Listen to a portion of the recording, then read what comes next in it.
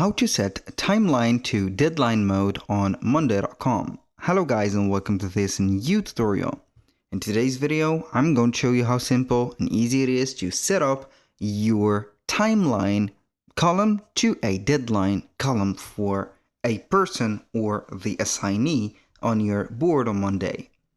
So it is going to be a very setup, or let's say a very specific step to do or procedure to do.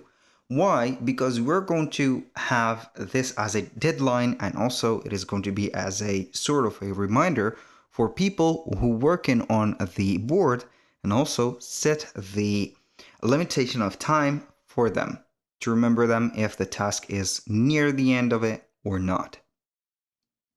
So we're going to head over monday.com. Sign in for an account. We're going to see the workspaces. Select the workspace that you want to work with, and as you can see, here we have it. Now I'm going to choose one of the dashboards, or the boards, I rather say. So the board is going to be like this.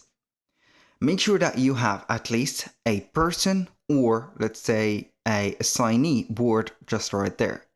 I'm going to assign a person into this place.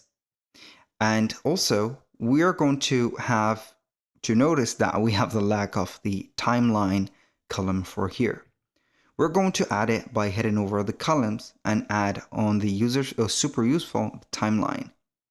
We're going to approach them to each other, at least like that, and we're going to set up the dates.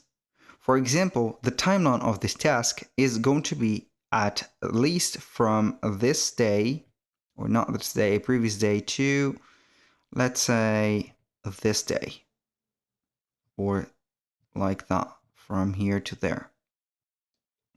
Now, what are we going to do is to make sure that we have a person column, also some personnel selected. We click on the three dots or more options on timeline, and we're going to head over here. So on the settings, we're going to find something called set as deadline. Now, as you can see, we can see the upcoming overdue tasks at a glance. So we're going to choose the status column, which is going to be the status column, and the a person column, which is going to be the person that we have here. We're going to connect columns, as you can see, and this one is going to be like that.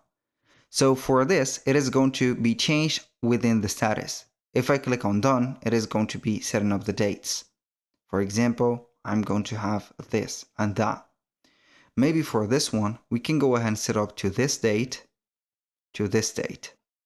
and it is going to be setting up the status.